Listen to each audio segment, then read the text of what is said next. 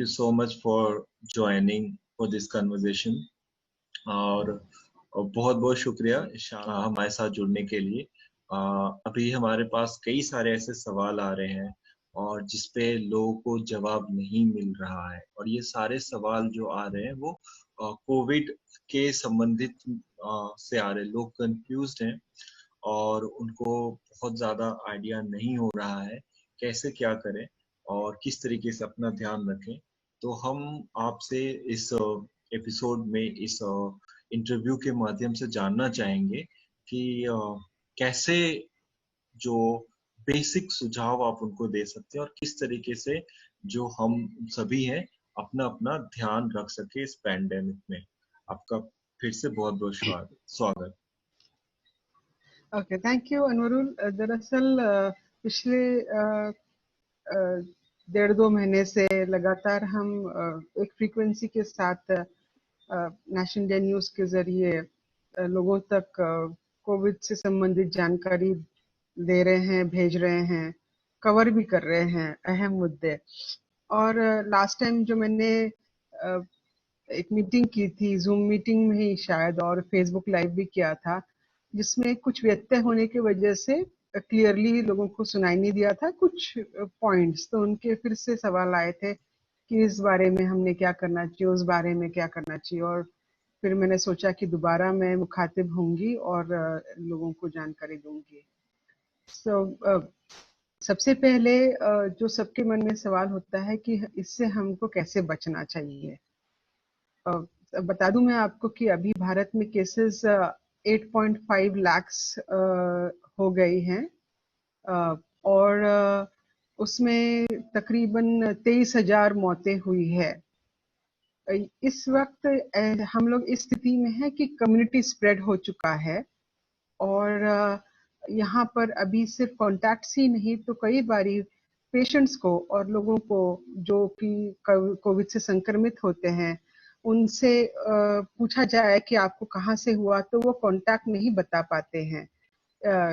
हो सकता है वो मार्केट गए हो सकता है बाजार गए हो सकता है ऑफिस गए हो। लेकिन ये देखा गया है कि अक्सर ऐसी किसी चीज का, जगह का एक्सपोजर है जहाँ भीड़ है, जहाँ ज्यादा लोग हैं और जहाँ पर वह पेशेंट भी खुद सावधानी बरतने में उसके तरफ से कुछ कमी रह गई है।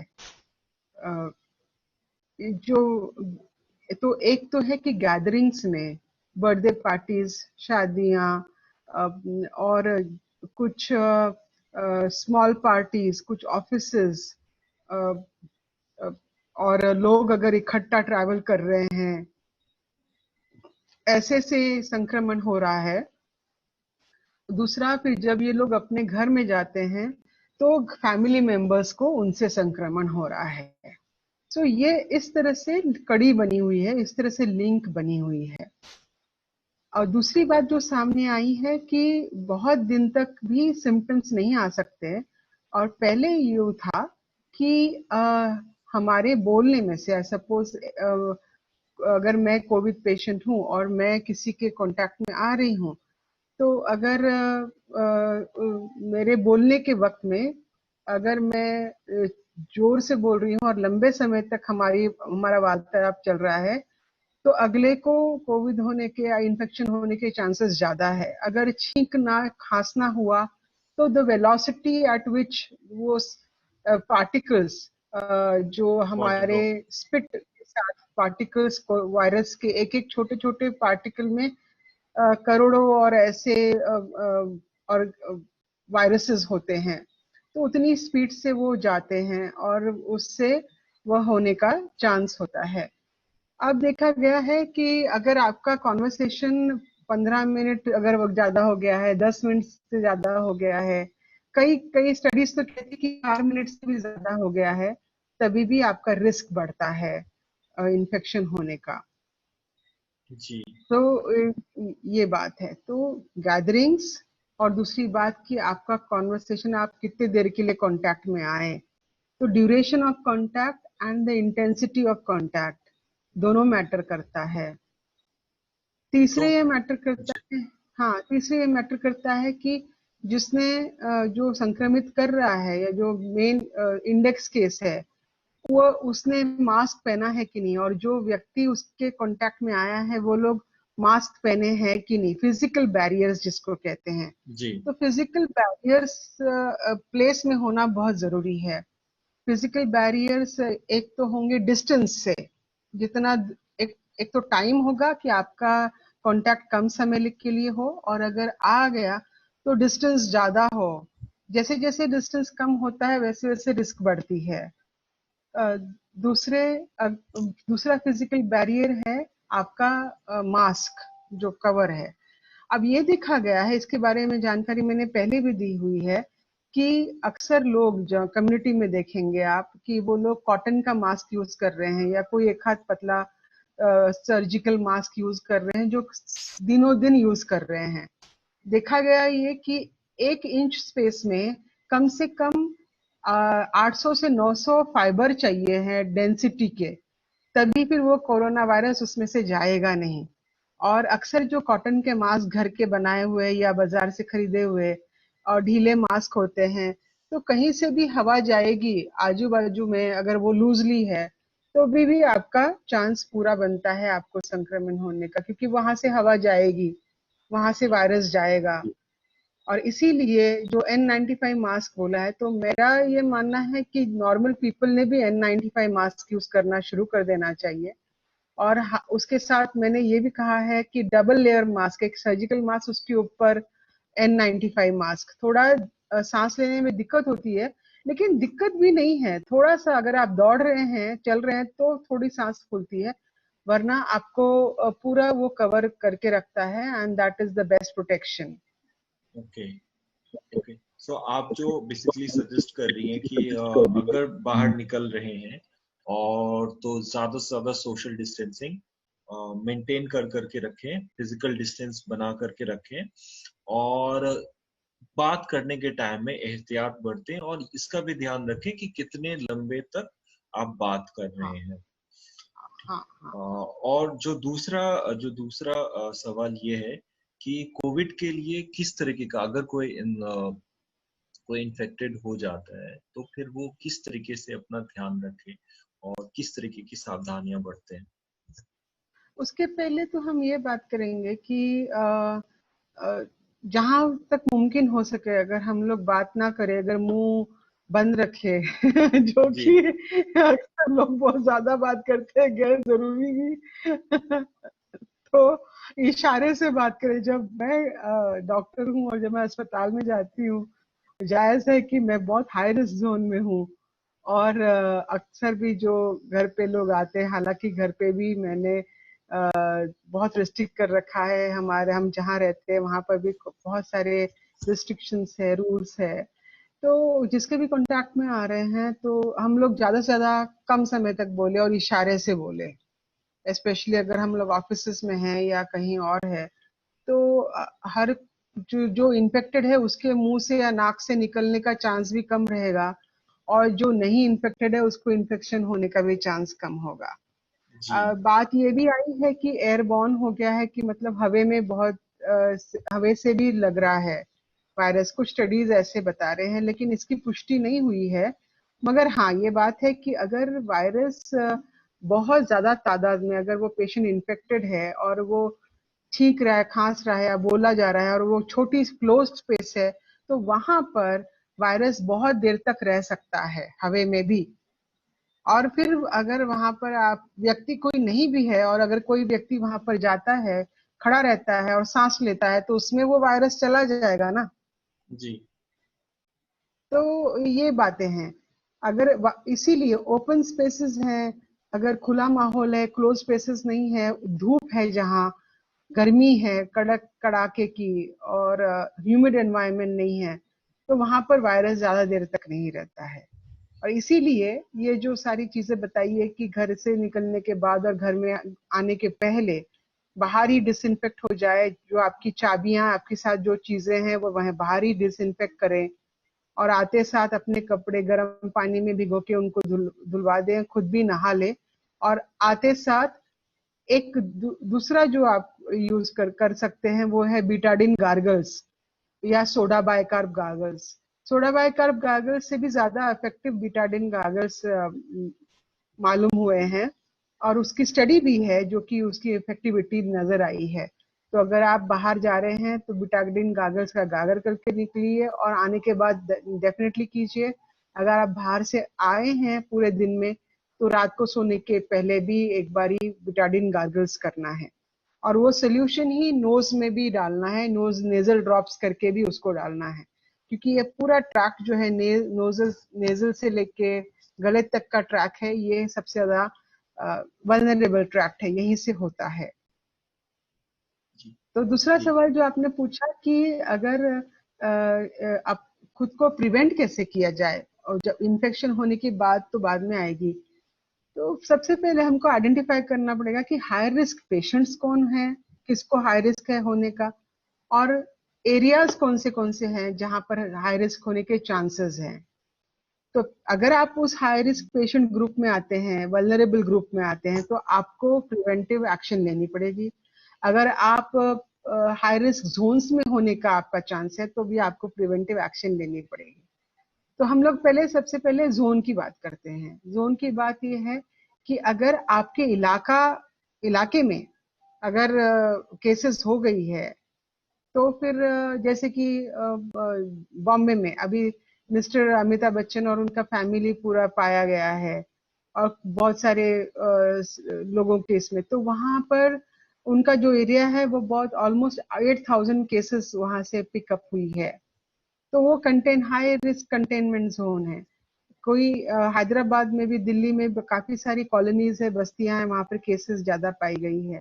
तो वो गवर्नमेंट और जीएचएमसीज और म्युनिसिपल कॉर्पोरेशंस वैसे भी उन रेड जगहों को रेड जोन्स और कंटेनमेंट जोन्स करके तब्दील कर देते हैं। अगर आप वहां पर है, और अगर आप हाई रिस्क भी है, अगर आपको डायबिटीज है, कोई क्रॉनिक डिजीज है, अगर आपको ओबेसिटी है, अगर आपकी इम्यूनिटी सही नहीं है, तभी भी आपको फिर प्रिवेंटिव मेडिकेशंस लेना पड़ेगा, जो कि मैं बताऊंगी अभी क्या करना पड़ेगा। जी दूसरा है कि high risk patient, high risk zone दूसरा एक बहुत बड़ा पाया गया है, वो अस्पताल है। अस्पतालों में डॉक्टर्स जो है, हेल्थ केयर वर्कर्स जो है, स्टाफ है, नर्सिंग स्टाफ है, जो वार्ड बॉयज है, और हाउस कीपिंग स्टाफ है, ये सारे के सारे लोग एट रिस्क है। पुलिस कर्मी जो है, म्युनिसिपल कॉरपोरेशन के वर्कर्स जो है, ये सारे के सारे हाई रिस्क इसमें आते हैं। जो लोग मीडिया में हैं, जो लोग ऑफिस में हैं, जो बंद क्लोज स्पेसेस है, बहुत ज्यादा density of numbers of people है, वहां पर अगर है तो फिर वो भी हाई रिस्क माना जाता है। जहां जी तक तो अगर ऐसा है तो आपको प्रिवेंटिव मेडिकेशन लेना पड़ेगा। दूसरा आता है कि आप हाई रिस्क पेशेंट है क्या। अगर आपकी उम्र ज्यादा है, 50 साल से ज्यादा, लेकिन अभी उम्र का भी उतना नहीं हुआ है, यंग लोगों को भी हो रहा है और बहुत यंग लोगों को भी हो रहा है। सिर्फ चिल्ड्रन छोड़ के बाकी के काफी सारे यंग लोगों को हो रहा है। तो डेफिनेटली मोर देन 60 है तो उनको बिल्कुल भी बाहर जाना नहीं चाहिए, और उनके पास में भी नहीं जाना चाहिए। उनको क्वारंटाइन करके ही रखा जाए। अगर खासकर अगर डायबिटीज है, बीपी है, any of the chronic diseases है, तो जी उनको ये अलग ही रखा रहना चाहिए। जी अभी आते और थे कि मेडिकेशन। हाँ जी बोलो। जी वही जो अगला सवाल था वो इससे ही रिलेटेड था कि जो हमारा टेस्टिंग है, टेस्टिंग को लेकर के भी बहुत सारे सवाल उठते रहते हैं कि टेस्टिंग कहाँ से करवा रहे हैं, टेस्टिंग कितने ऑथेंटिक है, टेस्टिंग कितने सही स्केल पे टेस्टिंग हो रही है कि नहीं हो रही है, और उसके क्या पिटफॉल्स हैं, उस हाँ, पे सबसे आपके। पहले तो टेस्टिंग के लिए मैं पहले फिर से प्रिवेंशन का एक बारी बता देती हूँ, फिर हम लोग टेस्टिंग की तरफ जाते हैं। जी प्रिवेंशन के लिए ड्रग्स हैं। प्रिवेंशन के लिए ये इम्यूनिटी बढ़ाने के लिए कुछ चीजें हैं। अब इम्यूनिटी बढ़ाने के लिए चीजें बहुत सारी मार्केट में आपको दिखा होगा, और काफी लोग लोगों की इग्नोरेंस का भी फायदा उठा के अलग अलग मेडिसिन, अलग अलग किसी टाइप का काढ़ा कोई बताता है, किसी टाइप का जी कोई कोरोनिल बताता है, किसी टाइप का कोई ड्रग बताता है, वंडर ड्रग बता रहा है। और खासकर भारत में इसके चांसेस बहुत ज्यादा है, क्योंकि जहां पर भी जिन भी देशों में, जिन इलाकों में पढ़ाई का दर, शिक्षा का दर और ज्यादा है, या अज्ञान का दर ज्यादा है, तो वहां पर ऐसे तत्वों को फायदा हो जाता है, वो इस चीजों को बढ़ाते हैं और लोगों के लैक ऑफ इंफॉर्मेशन का फायदा उठाते हैं। इसमें सरकारें भी जिम्मेवार है, क्योंकि उनके तरफ से भी जो जानकारी जिस माध्यम से और जितनी मात्रा में, जितने फ्रीक्वेंसी से जानी चाहिए, वो पहुंचती नहीं है। मिनिस्ट्री ऑफ हेल्थ अफेयर्स और अलग अलग राज्य सरकार अपने जरिए जितना बता रहे हैं वो है, लेकिन कम पड़ रहा है। खासकर हमारे इस देश का मीडिया, जो कि कोरोना महामारी के इसमें अपने ही चीजें और अपने ही मुद्दे भुनाता है, उसको सांप्रदायिक, जातिवादी और गरीब तबके के ऊपर उनकी जिम्मेवारी बता के उनको पर डाल देता है। और जो पॉपुलेशन जिनको की ज्यादा केयर की जरूरत नहीं है या अपना केयर लेने के लिए वो सक्षम है, उनके ऊपर ज्यादा ध्यान देता है इस देश का मीडिया। तो जी यह भी ये या नाइंसाफियां इस देश में होती रही है और चल भी रही है। और महामारी के वक्त में भी इसमें कोई तब्दीली नहीं आई है, नहीं है। क्योंकि जो, हाँ, जो वैल्यूज है, वैल्यू सिस्टम जो है हमारा, जो कि हर तरफ का एक तरह से घर कर चुका है, वो बहुत ही ज्यादा पब्लिक हेल्थ सिस्टम के लिए अनुकूल नहीं है, गुड पब्लिक हेल्थ सिस्टम के लिए अनुकूल नहीं है। तो खैर, इसमें हमें प्रिवेंशन के लिए हेल्थ केयर वर्कर्स को खासकर हाइड्रोक्सीक्लोरोक्विन टैबलेट बताई गई है। और यही आप देखेंगे कि धारावी में जब वहाँ की केसेस बढ़ रही थी, तो वहां पर काफी सारे लोगों को एज अ प्रिवेंशन हाइड्रोक्सीक्लोरोक्विन ये टैबलेट दी गई। और जो एक मॉडल धारावी का सक्सेस का बताया जा रहा है, वो मेरे मानने से, और कई लोग भी मानते हैं, स्टडीज भी मान रही है कि उसका श्रेय हाइड्रोक्सीक्लोरोक्विन मेडिकेशन को देना चाहिए। अब ये थोड़ी दो धारी तलवार है, हर कोई इमीडिएटली एक कोई वंडर ड्रग की तरह नहीं ले सकता है, क्योंकि उसमें काफी सारा ऐसा है कि अगर आपको हार्ट प्रॉब्लम है तो ईसीजी करके ही डॉक्टर को दिखा के, कोई रिदम एबनॉर्मलिटी तो नहीं है, अगर नहीं है तो फिर वो टैबलेट ले सकते हैं, वरना कई लोगों को उससे क्यूटी प्रोलॉन्गेशन जिसको कहते हैं वो हो सकता है, हार्ट की इश्यू हो सकती है, हार्ट अलग तरीके से रिदम में धड़कना शुरू कर देगा तो मुश्किल हो जाएगी। तो जी अंडर सुपरविजन वो ड्रग लेना है, खासकर हेल्थ केयर वर्कर्स को। और जो अगर फैमिली पीपल एक्सपोज हो गए हैं कोविड पेशेंट्स को, तो उनको प्रिवेंटिव मेजर करके ये दिया जाता है और ये इफेक्टिव पाया गया है। इसके साथ तुरंत ही, सपोज किसी के कांटेक्ट में आ गए हैं, तो तुरंत ही एल्थ्रोसिन या एरिथ्रोमाइसिन, हाँ, टैबलेट एंटीबायोटिक है, यह शुरू करके जो सिम्टोमेटिक मेडिसिन है, ब्रोमेक्सिन सिरप है, जो कि डायलेट करता है अपने एयरवेज को, और साथ में पैरास्टामोल, डोलो टैबलेट वगैरह, यह सब सिम्टोमेटिक ट्रीटमेंट शुरू कर देते हैं। साथ में बिटाडिन और गर्म पानी वगैरह, यह सारी एहतियात बरतना है। तो यह प्रिवेंटिव के इसमें जाते हैं।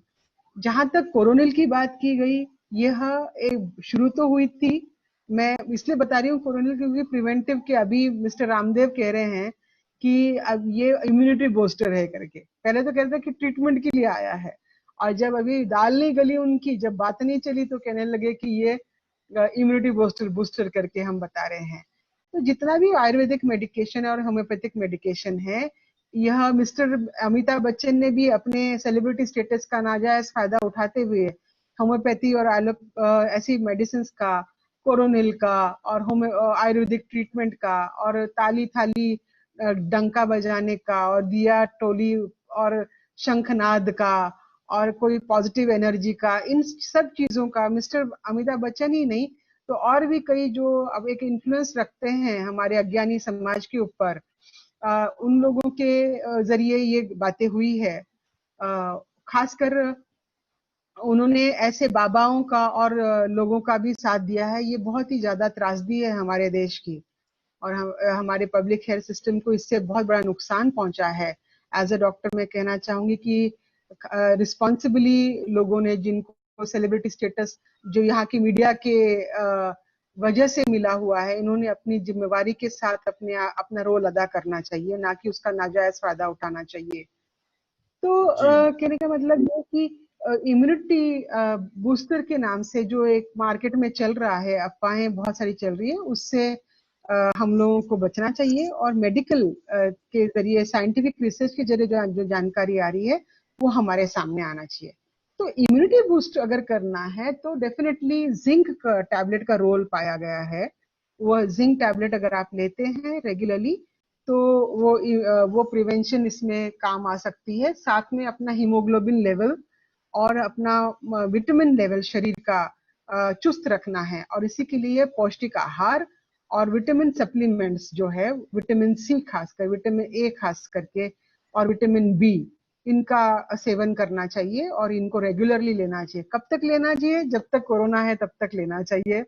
कब जी। तक हाइड्रोक्सी क्लोरोक्विन लेना चाहिए? जो लोग एट रिस्क है, जब तक ये महामारी है तब तक once in a week dose है उसका 400 मिलीग्राम, उसको लेना चाहिए। और ये सभी डॉक्टर के सुपरविजन में लेना चाहिए। हाँ, ऑफ कोर्स। कई बारी तो आप फोन पर भी उनसे बात कर सकते हैं, आपके फैमिली डॉक्टर होते हैं। और मगर आप को देखना होगा कि एटलीस्ट मिनिमम एमडी फिजिशियन रहना चाहिए, जरूरी है। हाँ, किसी भी डॉक्टर को, कोई भी डॉक्टर के नाम से डॉक्टर बन रहा है तो वह ठीक नहीं है। हमको ट्रेंड प्रोफेशनल्स के तरफ से ये जानकारी लेकर उनसे अगर मिलती है तो उसको फॉलो करना चाहिए। जी। तो अगले सवाल पे हम जाएंगे, जो कि था टेस्टिंग के ऊपर। टेस्टिंग को लेकर करके क्या कुछ समझ बनी हुई है? और बहुत सारे सवाल उठे हुए हैं टेस्टिंग के ऊपर कि सही नंबर नहीं आ रहे, सही तरीके से जांच नहीं हो रही है और उसमें भी गड़बड़ी आ रही है। तो उस पे आपका क्या कहना है? हाँ, ये बात हुई है कि टेस्टिंग के इसमें 3 जगह पे परेशानी हो रही है। पहले तो इस पे कि कहाँ पर टेस्टिंग करना है, यही बहुत सारे लोगों को मालूम नहीं होता है। तो इसकी जानकारी अक्सर इंटरनेट पे उपलब्ध होती है, और आप अपने स्टेट के जो सेंटर्स है, कोविड सेंटर्स है और टेस्टिंग सेंटर्स है, इसकी जानकारी इंटरनेट पे उपलब्ध होती है। वहां पर लोगों ने सबसे पहले टेस्ट चेक करना चाहिए और जानकारी लेना चाहिए। दूसरी बात होती है कि पहले सिर्फ गवर्नमेंट सेक्टर्स में अलाउड था कोविड टेस्टिंग, लेकिन अभी बहुत सारे राज्यों में प्राइवेट मेडिकल कॉलेजेस और प्राइवेट सेंटर्स और कॉर्पोरेट हॉस्पिटल्स को भी ओपन अप कर दिया, अधिकृत उनको माना गया है, और वहां पर जी भी टेस्टिंग होती है। तो ये इसका पूरा पूरा फायदा उठाना चाहिए। इसमें पहले दिक्कत थी लेकिन अभी दिक्कत नहीं है। हाँ, दिक्कत इसमें है कि बहुत सारे सेंटर्स मनमानी अपनी पैसे लगा रहे हैं, मनमानी फीस ले रहे हैं, टेस्टिंग फीस ज्यादा कर रहे हैं, उसमें कोई रेगुलेशन नहीं है। ये दिक्कत है कि अफोर्डेबिलिटी एक मसला है लोगों में अभी भी। कोई लोग 3,000 में, कोई 6,000 में कर रहा है। तो उसमें कोई उसको एक कैलिब्रेटेड तरीके से या मॉनिटर्ड तरीके से नहीं हो रहा है। उसको एक लेवल में लाकर उसको यूनिफॉर्मिटी लाने की जरूरत है। दूसरी ये है कि इन्फेक्शन बहुत जल्दी अगर टेस्टिंग कर ली तो पॉजिटिव होने के चांसेस कम होते हैं। पेशेंट पॉजिटिव हो सकता है लेकिन वो एंटीबॉडी टेस्टिंग है, इसलिए उसको होने में 7 से 10 दिन मिनिमम लगते हैं। तो अगर आपने जल्दी टेस्टिंग किया तो नेगेटिव होने के चांसेस है, लेकिन आपको सीवियर डिजीज भी हो सकती है, क्योंकि वो तो आपके शरीर की इम्यूनिटी के ऊपर डिपेंड करता है। और टेस्ट नेगेटिव होती है, ऐसे कई बारी हुआ है। कई बारी 2 बारी टेस्ट करने के बावजूद भी नेगेटिव पाया गया है, लेकिन इसका चांस कम है। तो ये फॉल्स नेगेटिव्स और फॉल्स पॉजिटिव का चांस उतना कम नहीं है, लेकिन फॉल्स नेगेटिव्स के चांसेस बहुत ज्यादा है। फॉल्स हाँ। नेगेटिव मतलब डिजीज है लेकिन टेस्ट नेगेटिव आ रही है, इसका मतलब गलती से टेस्ट नेगेटिव बता रहा है। जी तो ये चीजें हैं। एक इसमें जी। बहुत बड़ी गड़बड़ी पाई गई कि ये जो कोरोना का दर तो बढ़ रहा है लेकिन सेंटर्स उतना लेकिन वो रेट जो है वो रिफ्लेक्ट नहीं हो रहा है। कम्युनिटी में बढ़ता हुआ नजर आ रहा है लेकिन रिफ्लेक्ट नहीं हो रहा है। वो इसलिए हो रहा है क्योंकि जो प्राइवेट सेक्टर में और प्राइवेट सेंटर्स में इनको जांचने के लिए दिया गया है, वह लोग कई बारी जो साइट्स है वो अपडेट नहीं करते हैं। ये उनके लिए मैंडेटरी है कि यूनिक आइडेंटिफिकेशन नंबर उनको दिया जाए जिसका भी टेस्ट हो, और वो पॉजिटिव है कि नेगेटिव है वो अपडेट किया जाए, एनरोल किया जाए। लेकिन बहुत सारे सेंटर्स वो नहीं कर रहे हैं, और इसमें एक तरह का करप्शन हो रहा है, क्योंकि कई बार पेशेंट ही खुद कहता है कि मुझे वो अपडेट मत करिए, या वो कोई ब्राइब दे देता है और कहता है कि अपडेट ना करें। या कई सेंटर्स लैक्सेडिकल होते हैं, वो अपने यहाँ पर टेक्नोलॉजी या ह्यूमन रिसोर्स नहीं लगाते इस चीज को लागू करने के लिए। तो ये सारे मसले हैं, और इस वजह से एग्जैक्ट जो रेट ऑफ इन्फेक्शन है और प्रेवलेंस है वो पता नहीं चल रहा है, और इसी वजह से जो नंबर ऑफ डेथ्स है और नंबर ऑफ इन्फेक्टेड केसेस है इसमें डाइवर्जेंस आ रहा है। जी, ये काफी महत्वपूर्ण जानकारी है। पर इससे आगे जो एक सवाल है कि अभी जो मौजूदा मेथड क्या है ट्रीटमेंट का। प्लाज्मा के बारे में कई तरीके के रिपोर्ट्स आते हैं कि प्लाज्मा डोनेट करें, या फिर उसके बारे में आप क्या समझ देना चाहेंगी? हाँ, प्लाज्मा जो है वो सीवियर केसेस में एम्प्लॉय करते हैं। जब नॉर्म अपना जो माइल्ड और मॉडरेट केसेस की ट्रीटमेंट जब इफेक्टिव नहीं होती है तब वो भी इफेक्टिव माना गया है। अभी तो मॉडरेट केसेस में भी देना शुरू किया है। इफेक्टिव ये सेंटर्स में दिया जाना चाहिए, क्योंकि इसके से रिएक्शन और अदर चीजें का भी जैसे हर कोई भी ब्लड प्रोडक्ट के लिए जो रिएक्शंस होते हैं और सावधानी बरतनी चाहिए, वह अधिकृत सेंटर्स में दिया जाना चाहिए। हाँ, ये बात है, लेकिन प्लाज्मा का जो सिस्टमेटाइजेशन है कि कलेक्शन सेंटर्स और फिर उसका टेस्टिंग हो जाए कि उसमें हेपेटाइटिस सी और बी पॉजिटिव ना हो, एचआईवी नेगेटिव प्लाज्मा हो, ये सारा चेक होके जाना चाहिए। तो अभी वो नंबर ऑफ केसेस में से, क्योंकि ये प्लाज्मा उन्हीं से लिया जाएगा जो इनको कोविड पॉजिटिव हुए हैं और जो उसमें से ट्रीट होके निकले हैं। जी। तो इन इसका डिमांड तो बहुत ज्यादा है, लेकिन सप्लाई हमेशा कम रहेगी, या हमेशा वो तफावत रहेगी डिमांड एंड सप्लाई में। तो जी। ये डेफिनेटली सेंट्रल गवर्नमेंट की जिम्मेवारी है और हेल्थ मिनिस्ट्री की जिम्मेवारी है कि वह ये वाला जो मोडालिटी है, फॉर एग्जांपल कि जब प्लाज्मा में प्लेटलेट्स कम हो जाते हैं तो प्लेटलेट रिच प्लाज्मा दिया जाता है अन्य डिजीजेस के लिए, तो अवेलेबिलिटी की जाती है। ये ब्लड बैंक्स का अधिकृत होना, ब्लड बैंक्स का अवेलेबिलिटी होना, और फिर पेशेंट्स का प्लाज्मा अवेलेबल होना, तो एक पूरा का पूरा सिस्टम और एक पूरी की पूरी तरह से इसको चलाने की जरूरत है। और वो गवर्नमेंट सेक्टर के माध्यम से और प्राइवेट सेक्टर के माध्यम और गुड कोऑर्डिनेशन के माध्यम से चल सकता है। जी, और इसके अलावा कोई अभी प्रूवन मेथड ट्रीटमेंट के लिए और क्या है? देखिए, सबसे पहले तो है कि कई कई वैक्सीन प्रिवेंशन के लिए आए हैं। सबसे पहले मैं बता दूं, फॉर एग्जांपल जब जैसे मैं डॉक्टर हूं और मुझे मालूम है कि मैं पेशेंट्स के रूबरू होने वाली हूँ और हाई रिस्क जोन में हूँ, तो मैं तो इन्फ्लुएंजा वैक्सीन जो कि एक यूनिफॉर्म कवर देती है, बीसीजी वैक्सीन जो कि यूनिफॉर्म कवर देती है, एमएमआर वैक्सीन जो कि हम छुटपन में लेते हैं, ये सारी वैक्सीन, लेकिन इनका प्रोटेक्शन वैल्यू जो है ये क्रॉनिक डिजीजेस और वायरसेस से प्रोटेक्ट करती है। इनका 15 साल में इनका इफेक्ट कम हो जाता है। अब माना गया है कि अगर आप एक्सपोज होते हो ये ऐसे इन्फेक्शन के लिए तो फिर से वो बूस्टर इफेक्ट होके इम्यूनिटी बढ़ जाती है, लेकिन कोविड के मामले में वैसा नहीं होता है, और कई नए वायरसेस है उनमें वैसा नहीं होता है।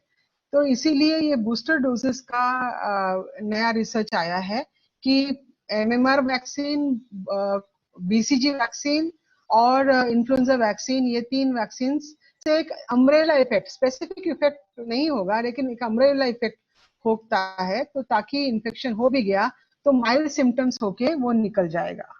ओके। तो ये कुछ नई चीजें आई है।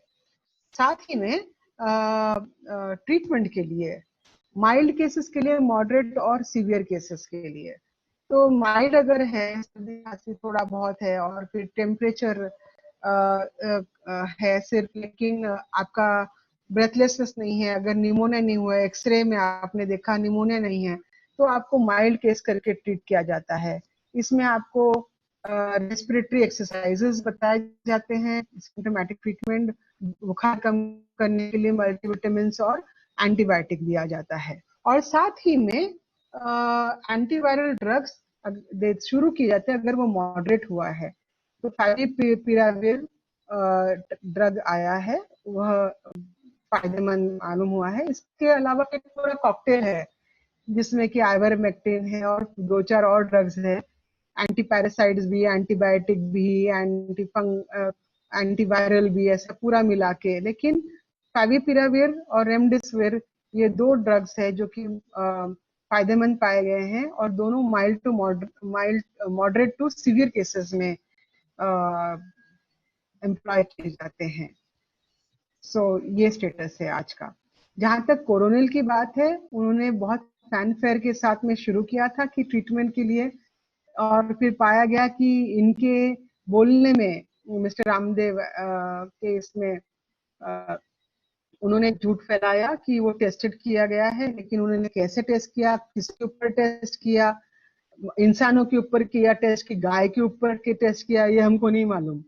हाँ, और कितने पेशेंट्स एनरोल हुए, क्या सिस्टम था, वो कुछ भी डाइवर्ज नहीं किया। आखिरकार उन्होंने आयुर्वेदिक ड्रग करके उसको आयुष मिनिस्ट्री के अंदर में जाके अप्लाई किया है कि उसके लिए परमिशन दी जाए। तो अभी पढ़ने में आता है, सुनने में आ रहा है, इन मिनिस्ट्री ऑफ हेल्थ अफेयर्स से तो नहीं, लेकिन आयुष मिनिस्ट्री के इसमें इकोनॉमिक टाइम्स और टाइम्स ऑफ इंडिया में न्यूज आ रही है कि उन्होंने इसको एज ए इम्यूनिटी बूस्टर यानी प्लेसिबो करके किया हुआ है, कोई स्पेसिफिक ट्रीटमेंट नहीं है।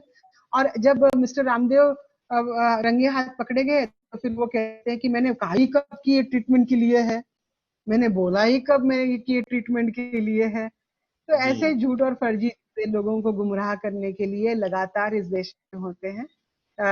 इन देश में पार्टियां जो राज कर रही है उनका संरक्षण है उनको, और अज्ञान का संरक्षण तो हमेशा चलते रहता है। जी, बहुत बहुत तो कोरोनिल कोई दवा नहीं है, कोरोनिल के जी पक्ष में मैं नहीं बोलूंगी। और इनफैक्ट यह हमको स्पेसिफिक ट्रीटमेंट और अच्छी ट्रीटमेंट लेने से और दूर हटाती है, गुमराह करती है, इसलिए इसका कोई भी इसकी पुष्टि नहीं की जा सकती। जी। और साथ ही साथ हम दूसरे लोगों से, जो लोग ट्रीटमेंट जिनका हुआ और जो लोग कोविड के सिम्टम्स थे उनका ट्रीटमेंट हुआ और वो ठीक हुए, उनसे आग्रह भी करेंगे कि वो भी सामने आकर के प्लाज्मा डोनेट करें।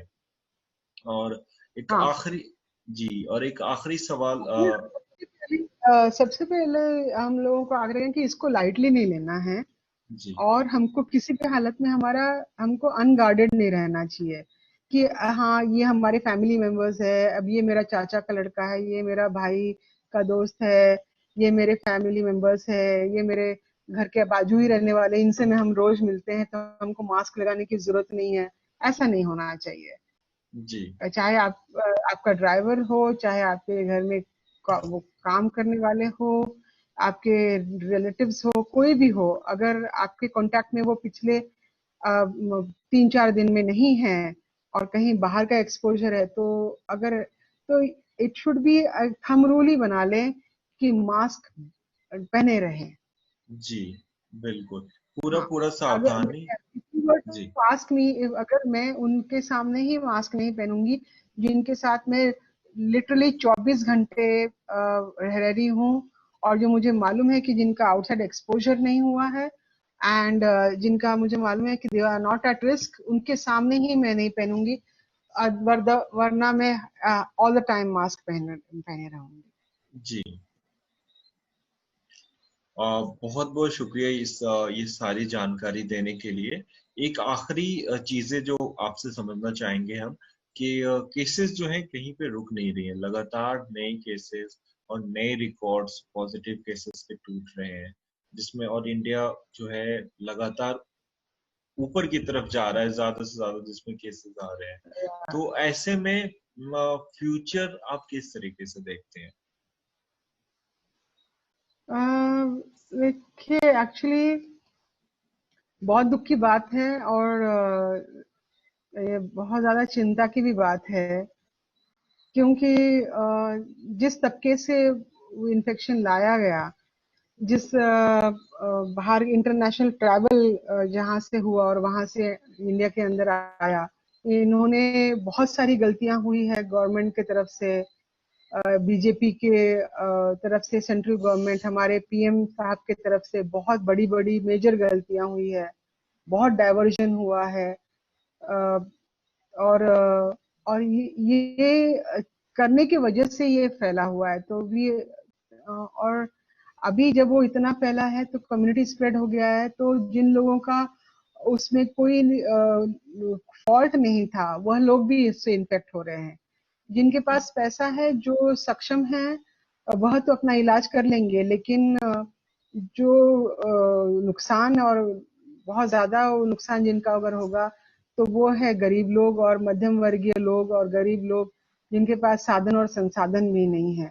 तो ऐसे में राज्य सरकार और केंद्र सरकार को, और जितने भी हेल्थ सेक्टर स्टेक होल्डर्स है, उन लोगों की जिम्मेवारी है कि ये जो जानकारी लोगों के पास, करेक्ट जानकारी चले जाना चाहिए सही जी समय पे।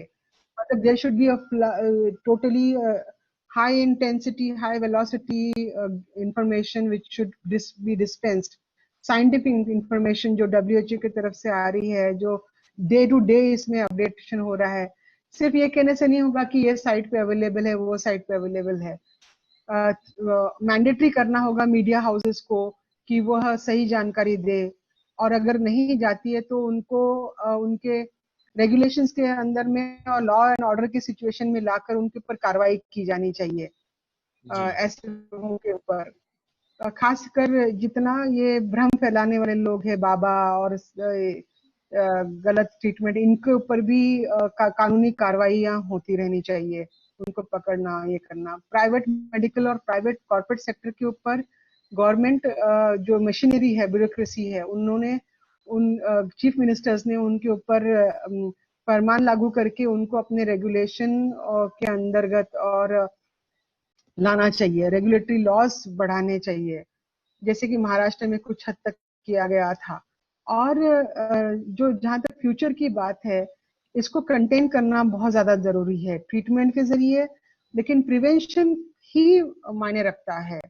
प्रिवेंशन ही नहीं तो ट्रीटमेंट के इसमें से हर्ड इम्यूनिटी आने तक और वह इफेक्टिव होने तक 1-1.5 साल और है, और लग जाएगा उसको, उसमें बहुत सारी मौतें हो जाएंगी और बहुत सारा मिजरी और सफरिंग ह्यूमैनिटी को सफर करना पड़ेगा। जी तो इसीलिए ड्रग्स का अवेलेबल करवाना, और लोगों ने अपनी जिम्मेवारी समझ के इसको बिल्कुल लाइटली न लेते हुए, खास यह सरकारों की तरफ से, खासकर केंद्र सरकार की तरफ से, इसको लाइटली लेने की बनाने की बहुत कोशिशें होती रही है अपनी जिम्मेवारी से मुकर जाने के लिए। तो मेरे ख्याल से हमें उस चीज को समझना चाहिए। और अभी हाल ही में हैदराबाद में कोई एक ज्वेलर फैमिली है, उन्होंने पार्टी दी और ऑलमोस्ट 200 लोगों को संक्रमित कर दिया। तो इस तरह गैर जिम्मेदाराना चीजें जो वेल टू डू तबके से आते हैं, अ, वो एक गैर जिम्मेदाराना हरकत करके चले इख्तियार जाते करते हैं, हैं। जी रुख इख्तियार करते हैं। तो सभी लोगों ने बहुत ज्यादा जिम्मेदारी से अपने आप को रखना होगा, तो इसको जी हम कंटेन कर पाएंगे। और उम्मीद है कि कोवैक्सीन, जो भारत बायोटेक और जाइडस कैडिला, 2 कंपनियों को दी गई है, पहले आईसीएमआर का रिपोर्ट आया था, मिस्टर भार्गवा जो कि उसके आईसीएमआर हेड है, और मिस्टर राजेश भूषण जो कि मिनिस्ट्री ऑफ हेल्थ के ओएसडी है, उनके तरफ से ये कोशिश की गई थी, जानकारी दी गई थी कि हम लोग वैक्सीन को जल्दी से जल्दी लाने की कोशिश कर रहे हैं। लेकिन फिर उन they suffered a severe backlash because you can't expedite a vaccine, it has to take a time it has to take, उसके फेज 1 फेज 2 ट्रायल होने जरूरी है। और अभी सेंटर्स ऑलमोस्ट 100 लोकेशन है ऑल ओवर द वर्ल्ड जहां पर की वैक्सीन ट्राई की जा रही है, और ऑथेंटिकेटेड सेंटर्स है, उसमें से सिर्फ 2 सेंटर्स इंडिया में हैं, और वो एक भारत बायोटेक को दी गई है और एक जाइडस कैडिला को दी गई है। और अभी इनके फेज 1 फेज 2 ट्रायल स्टार्ट होंगे। उसको जितना समय लगेगा, 3 महीना 4 महीना, लेकिन 1.5 महीने में नहीं होगा। जो जी 15 अगस्त के तक आ जाने की बात कर रहे थे, तो यह जो फैनफेयर के साथ में अपने पार्टी को लाइमलाइट में लाने के लिए 15 अगस्त इंडिपेंडेंस डे है, तो 15 अगस्त के दिन ही मिस्टर पीएम ऐलान करेंगे और उनको ऐलान करने के लिए वैक्सीन फास्ट लाई जानी चाहिए। इस तरह का तमाशा नहीं होना चाहिए। फिर जी वो हमारे पास जो प्रोडक्ट आएगा वो क्वालिटी उसकी खराब होगी और उसकी ऑथेंटिसिटी और पूरे दुनिया में भी हमारी थूथू होगी। तो जी वैसा हमने नहीं किया और नुकसान होगा सो अलग लोगों जी का। तो वो इन चीजों से बच के रहेगी सरकार, ये हमारी उम्मीद है। जी और वैक्सीन तब तक आ जाएगी कुछ महीनों में, तब तक हमको अपने आप को बचाए रखना है और उम्मीद करते हैं कि वैक्सीन जल्दी आ जाए। जी। तो हम अपने सभी दर्शक से अनुरोध करेंगे कि जितना ज्यादा से ज्यादा सावधानी बरतें और जो सुझाव दिए गए हैं आपके तरफ से उसको ध्यान में रखें। फिजिकल डिस्टेंस बिल्कुल ध्यान रखें, मास्क का, और जो प्रिकॉशंस बताए गए हैं उसको लें। और सरकार से साथ ही साथ हम अनुरोध करेंगे कि इसको बिल्कुल हल्के में ना लें। कई सारी मौतें ऐसे ही हो चुकी हैं, और जब तक वैक्सीन नहीं आ जाता है, जितने कड़े कदम हो सकते हैं और बेहतर तरीके से इसको कंटेन करने की पूरी पूरी कोशिश करनी चाहिए। और कहीं से भी इसको पॉपुलर एक प्रोडक्ट बना कर करके नहीं बेचा जाना चाहिए, जैसा कोरोनिल में करने की कोशिश की गई। बहुत बहुत धन्यवाद आपका मैम, हमारे साथ जुड़ने के लिए। Thank you Anwarul. चैनल को सब्सक्राइब नहीं किया है तो प्लीज़ सब्सक्राइब कीजिए और ताज़ा अपडेट पाने के लिए बेल आइकन को दबाना ना भूलें।